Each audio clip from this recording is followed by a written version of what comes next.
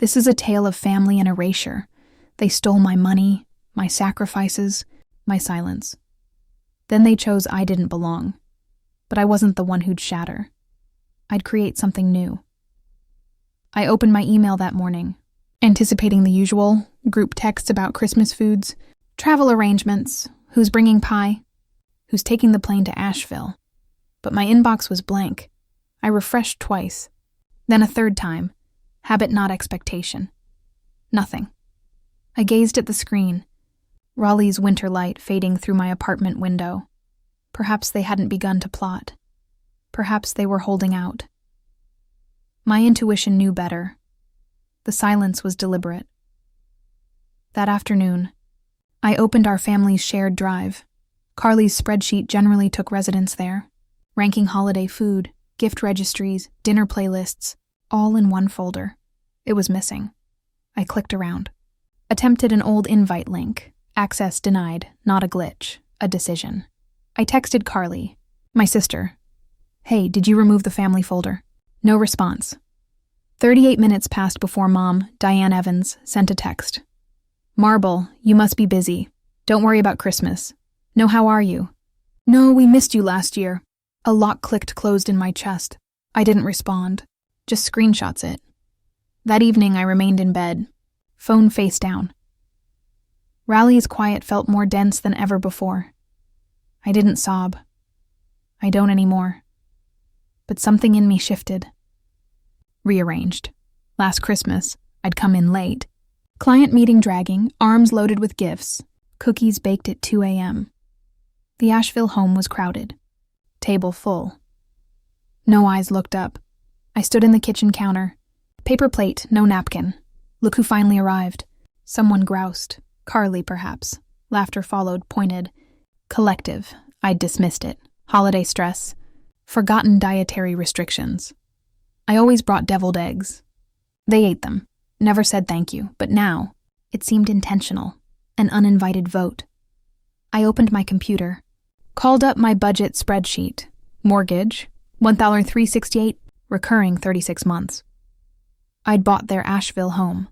Kitchen, sunroom I redid, birthdays, anniversaries, baby showers, under that roof. Nobody believed I wanted a place at their table. I closed the document. No alterations, just sat, no anger, no screaming, but something snapped, neat and silent. Family wasn't what it used to be. If I wasn't included, why was I paying? I didn't halt the payment. Not yet. That would come. I spoke with Mia Walsh, my friend, over coffee in a Raleigh diner.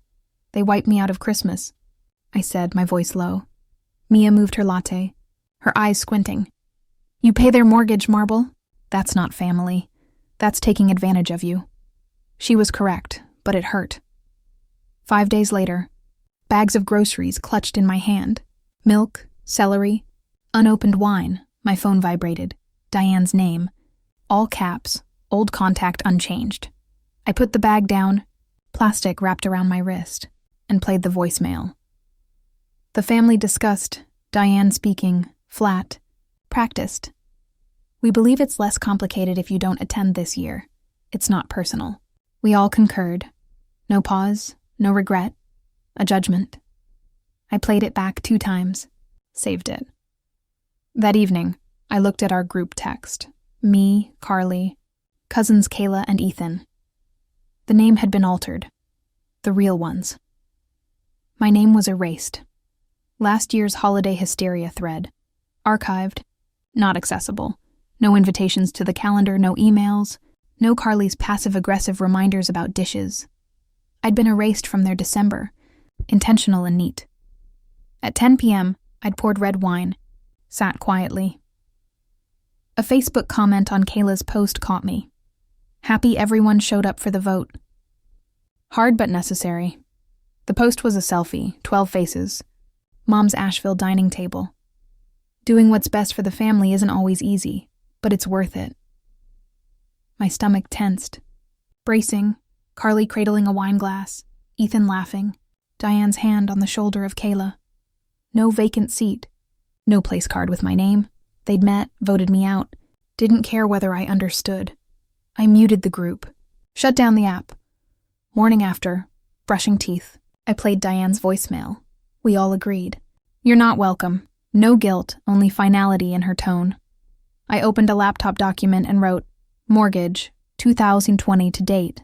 $49,248 Christmas dinner groceries. 2024, 312R oven repair.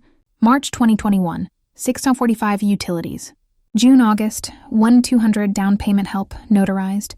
July 2019, 10,000, not anger, clarity. If they erased me, I'd save the receipts. Carly texted at lunch, cutting. No emojis.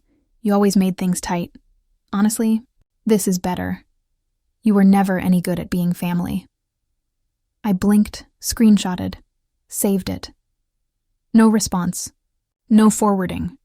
Whispered changes hurt more than shouts. That night, reheating risotto, I discovered a photo memory. 3 years ago, Christmas presents I'd sent to Asheville. Carly's bracelet. Diane's scarf, selected with deliberation, bought with overtime. Carly's caption, from all of us. Nothing about me, only group credit. No one spoke up for me, not even Diane. The glass in my head cut sharp, unignorable. I stepped to my window. Raleigh Street somber. Across the street, Christmas lights burned. White, gold. Diane's old traditions. No tree in my apartment. No wreath. I scrolled through Diane's Facebook. Masochistic curiosity. Her dining room. 12 chairs, candles, turkey. Kayla with rolls. Thankful for all who brought this family together again.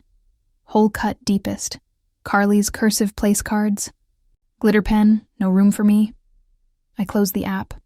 Rescinded my PTO for December 22-27. Canceled my non-refundable Asheville flight.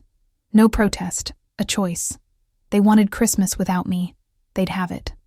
Following morning, I scrambled eggs, sourdough, orange slices, opened my banking app. Coffee steaming. Mortgage payment, $1,368. In 3 days. I gazed, not at the amount, but the question, why pay for a life I wasn't in? I cracked open my cloud drive. Password secured, warranty deed. Diane Evans, Asheville. NC I'd co-signed the mortgage, a favor. Temporary. Diane had promised partial ownership. Never gave it. My name didn't appear on the title, only payments. I'd trusted her. Believed family. And then I saw it. Systematic use. Quiet. Smiling. An email pinged. Aunt's forwarded photo. Probably an error. Diane's kitchen. My backsplash. My chairs. My granite counters. 12 faces. Smiling, sacred. In Mom's house, where she brought us all up. My chest hummed. Static at the backs of my eyes. I paid for that house. I told Claire Foster. My coworker at the office. They voted me out, I said. Voice calm. Claire shook her head. Laptop in front of her. You're bankrolling their lives, Marble. Cut them off. The realization settled. Calm. Irrevocable. I wasn't just excluded. I was exploited. No tears, no pacing. Just a decision crystallizing. Quiet and sharp. That centerpiece weighed in my mind. I'd driven it from Raleigh to Asheville. Arms full, trunk filled with bubble wrap. I reviewed the family's message chain. No thank you. No acknowledgement, just silence, as if I'd never been there. I opened my banking app. The winter cold of Raleigh seeping into my apartment window. Mortgage payment, $1,368, set to schedule. I canceled it. 1 click. No heat. No revenge. Just a heavy clarity in my chest. No one would question why. No one would ask if I was all right. But they'd know when the house was in the dark. Not because I screamed, but because I stopped carrying them. I didn't send a warning. Didn't write a manifesto. I opened a desktop folder, titled it exitplan.screenshots, receipts, deeds, emails, every dollar I'd spent, mortgage payments, utilities. That chandelier Diane called too modern. I'd prove what I carried while they applauded for one another. I saved the last document, closed my laptop, filled a glass with water, rested against the kitchen counter. The fridge hummed. The wall clock ticked 2 minutes slow. I didn't tell anyone. Not Mia. Not Claire. I didn't owe them an explanation.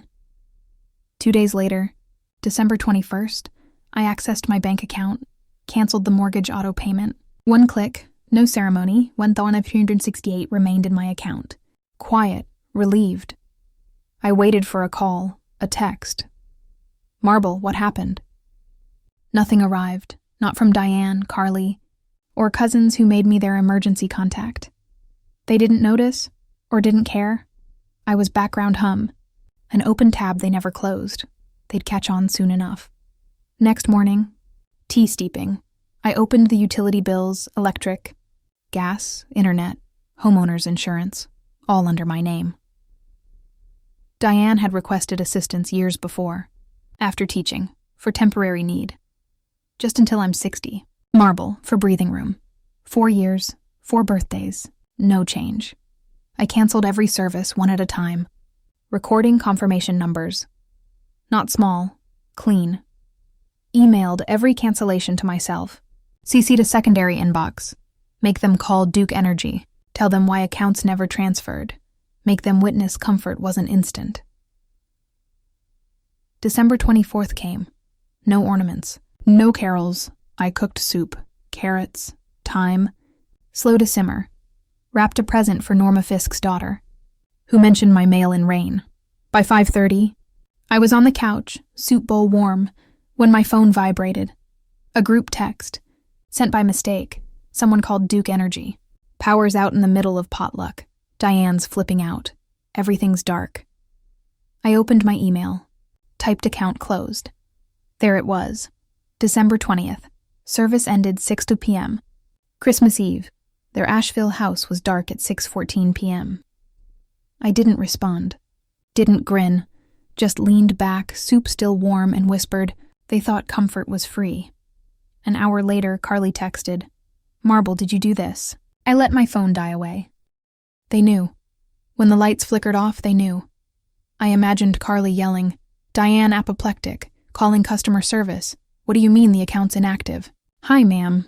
You're not the primary holder. Guests wandering about my newly remodeled kitchen. Candles dancing. Did Carly still insist she chose the backsplash I drove 2 counties for? I didn't check social media. No apologies necessary. This family makes things up. Fakes good intentions. I opened my calendar. Wrote, December 24th. First Christmas not bankrolling betrayal. Made another tea. The evening still, unanguished. At 10:20 p.m., Nate Reed texted me, Hey, did something go down? Aunt Diane's losing it. I could have written back. Ask her who wrote the checks. But I put the phone aside. Turned off the light. The darkness seemed truthful. Mine. I wasn't punishing them. I was choosing myself. Next morning, stirring sugar in coffee, my phone rang. A colleague, Claire Foster, sent a link. Dolores June hosts charity potluck in Asheville. I clicked, Diane. Smiling, arms around Carly, in my home, my tile floor, my windows, my chandelier. Special thanks to the Bishop family for sharing their home. No reference to me, just pearls and lipstick and thievery. I laughed, short, bitter, incredulous. Diane outdid herself, erasing me, claiming credit.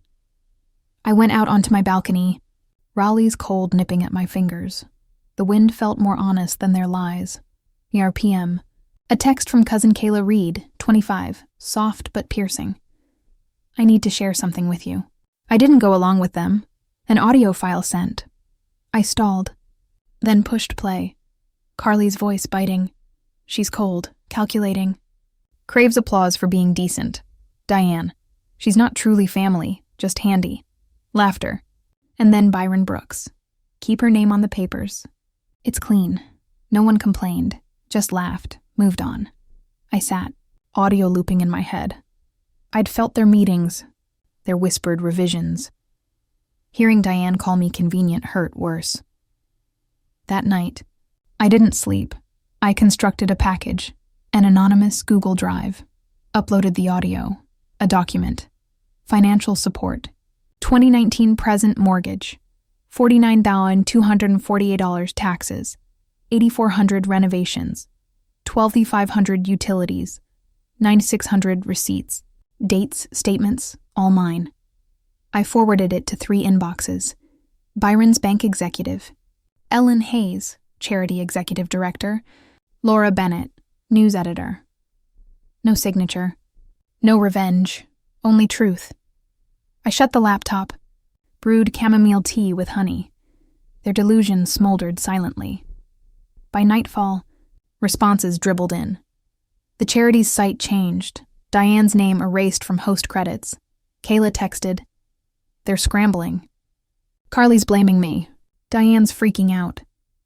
Byron suspended pending investigation. I took a sip of tea, responded, "I didn't declare war. I declared independence." An email came. Mortgage inquiry, urgent official, high priority. From the bank? I didn't read it. I took a storage box from my closet. Old cards. "Best daughter, couldn't have done it without you." Fiction.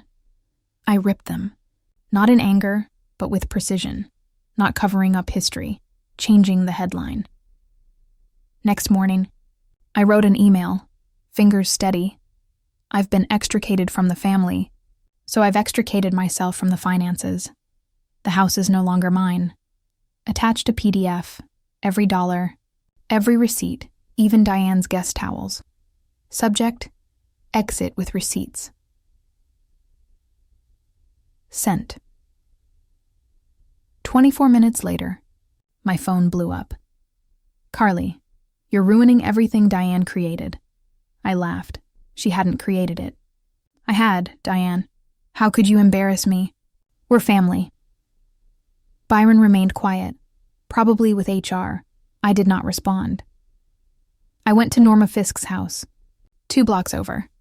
The neighbor who'd waved for years, never intruding. She opened the door before I knocked. Eyes knowing, saw the paper, Norma said. Voice soft, "You okay, Marble?" I nodded, handing her daughter's gift. Better than ever. Mia Walsh called later, voice firm. "You did right, cutting them off." Claire Foster texted, "Proud of you." They'll learn. The Asheville house stood dark. Their potluck ruined.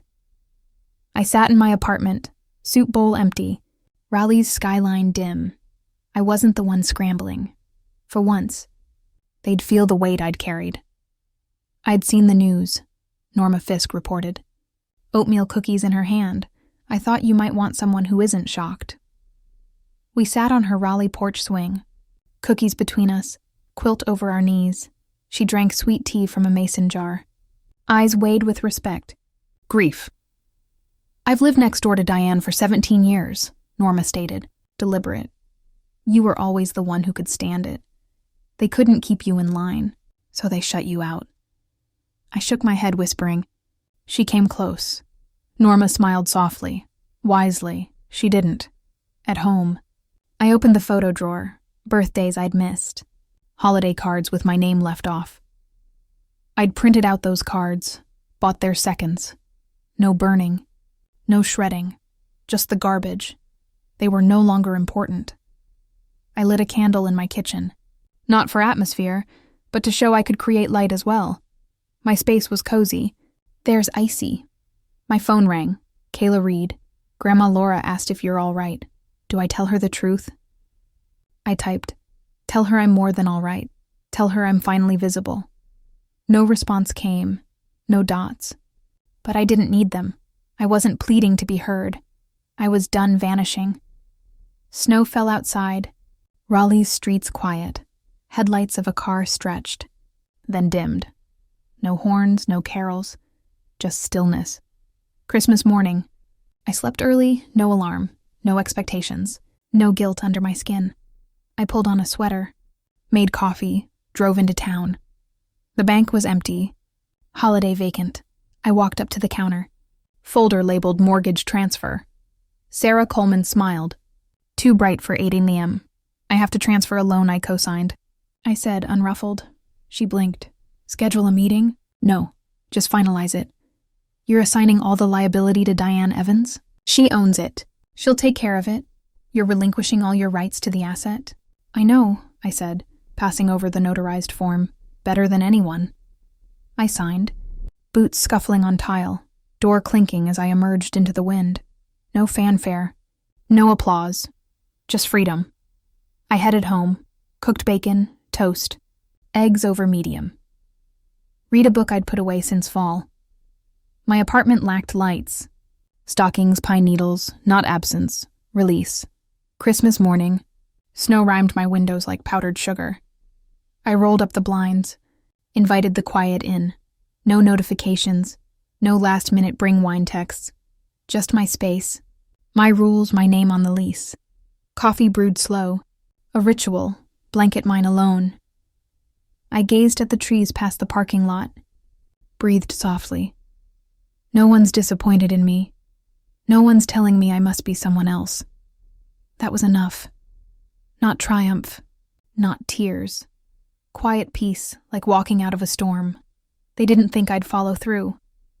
Carly likely laughed, called it a bluff. Diane thought the money would come. A week later, in Asheville, a certified letter hit their mailbox. Carly opened it, sighed, read the mortgage transfer aloud. Diane Evans, sole responsibility. Diane sat stone-faced, no rage, no apology. She really did it, Carly muttered. Diane said nothing. What could she? No one left to blame. I hadn't slammed doors, just stepped aside. The weight was theirs now. Kayla texted that evening. They're asking if you'll come back next year. I typed. They should worry about keeping the lights on. No emojis, no softening. Truth stood alone. Days stretched slow, winter proving its hold. I slept with the window cracked, cooked real meals, roast chicken, not potluck scraps, no competition, just nourishment. One afternoon, a cream-colored envelope arrived. Diane's blue cursive, a gold-embossed card, heavy, false. I know I've made mistakes. I hope you'll sit at this table again. Merry Christmas. Mom, no apology, just unearned hope. I read it twice. Didn't feel angry, just clear. I slipped it in a drawer, not the dumpster. I hadn't lost interest, just lost trading my value. Forgiveness was my choice, not theirs. Kayla came over, molasses cookies and half scarf in tow. She sat on my couch, comfortable. We discussed thesis, Appalachian migration, memory, then coffee shops, weather, anything but them. They don't know why you left, she said mid-sip. I didn't leave, I said. Picking at a blanket's fringe. I quit pursuing people who did not move. She nodded. Reclined. Grandma Laura inquired about you. Not guilt. Just recalling what she held too tightly. Thanks, I replied. Nothing more. No hug when she departed. Only space, not void. In Asheville, Diane wrote mortgage checks now. Carly did taxes. Complaining. The house remained. Birthdays, mantles, odors. But my name still hung in their silences. Their gaps. Absence was a louder claim than presence. I changed my records. New address. Kayla as emergency contact. Written on my calendar, in pen, 1 year free. No balloons, only truth. On a bright January day, I walked behind my building along the trail. Cold nipped my throat, awakened something alive. I stood at the hill, icy creek below. Some houses you grow out of, some become no home when you no longer beg to remain. Mia Walsh called, voice warm. You're free now. Marble.Claire Foster sent an email. The paper corrected the charity article. Your name's there now. Ellen Hayes had updated the donor list. Marble Evans. Home supporter Laura Bennett ran a follow-up. Local woman's unsung generosity. I didn't read it. Didn't need to. My worth wasn't their headlines. I stood on my balcony. Snow soft, Raleigh's skyline glowing. I whispered, this is mine now. Family doesn't own your worth. When they demand your sacrifice but deny your place, walking away isn't loss. It's homecoming. You don't need their table to know you're enough. Have you left behind a family that made you feel less than? What made you say yes to peace instead of pain? Leave a 1 or your city and time in the comments. If this spoke to you, hit like and subscribe. If it didn't, let me know why. Tap the bell for more stories. Choose yourself. You're worth it.